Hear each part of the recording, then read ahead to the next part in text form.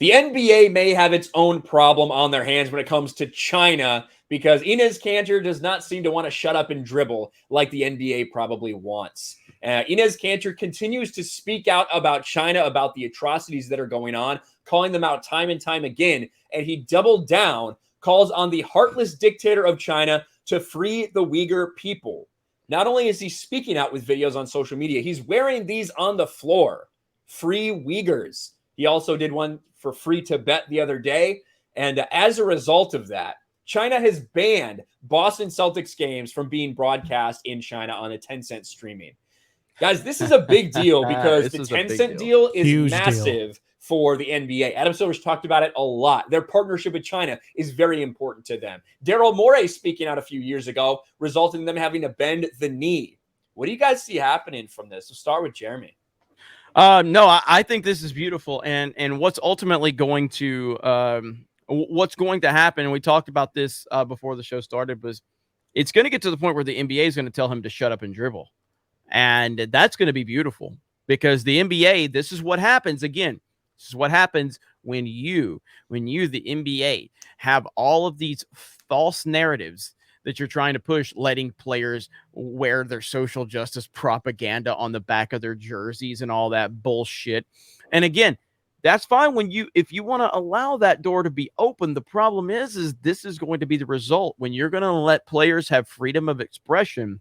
It's going to get to a point where they're going to start upsetting major business partners of yours, major places that bring in hundreds of millions, billions of dollars. And we know people like LeBron James are scared to death to upset China. And now watching this all play out, they deserve it. And I hope he continues to speak out. I've seen him on like Getter. I've seen him on social media speaking out. And there is no way the NBA can be happy about this. And you get what you deserve. You get what you deserve. You open this door. You try to empower these players to speak their minds. And now it's going to backfire on you. So I hope he keeps it up. I hope he does not let up. And I hope he inspires others to start speaking out. And I hope at some point there's players that start, because once one person starts that trend, it starts opening up dialogue for other people. I hope we get to a point where some of these players start pushing some Let's Go Brandon stuff, you know, from here in the States. And then we'll see how the NBA responds to that. But China, this is going to be a problem for the NBA, and they deserve it. So go ahead, Adam Silver. Tell him to shut up and dribble. I can't wait for that to happen because I know a few sports channels that'll be covering it. Yep. What do you think about it, John? Well, there's no doubt the NBA, because I don't think Enes Kanter is going to shut up.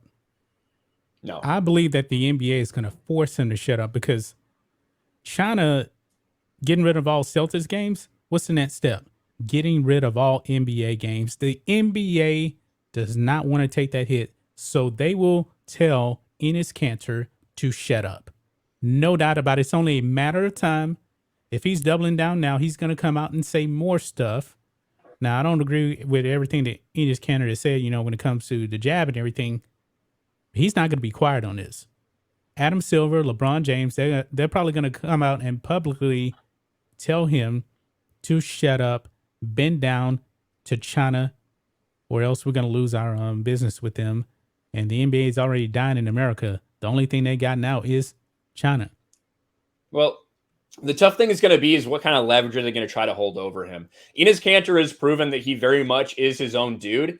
Enes Kanter's, I think he had like the arrest warrant put out for him in Turkey and like all these things for speaking out before. I don't know if he's someone that's just going to be like, okay, what, you're going to not let me play in the NBA anymore? I already have money. Like, so it's going to be tough. And what we say all the time is all we want is consistency.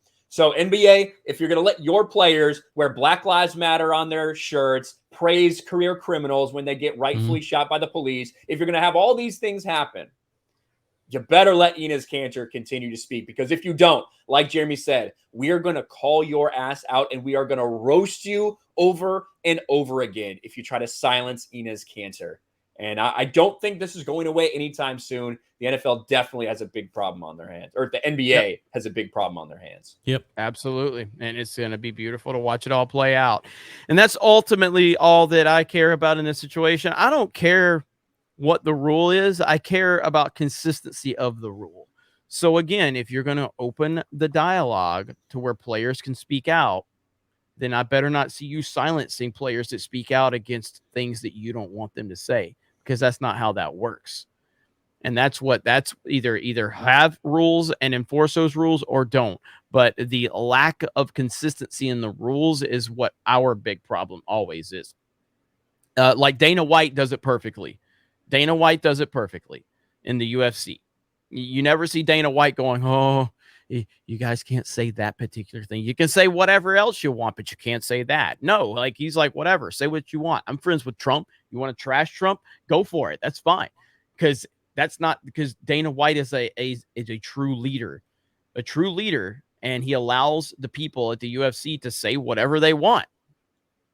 That's not how the NBA works.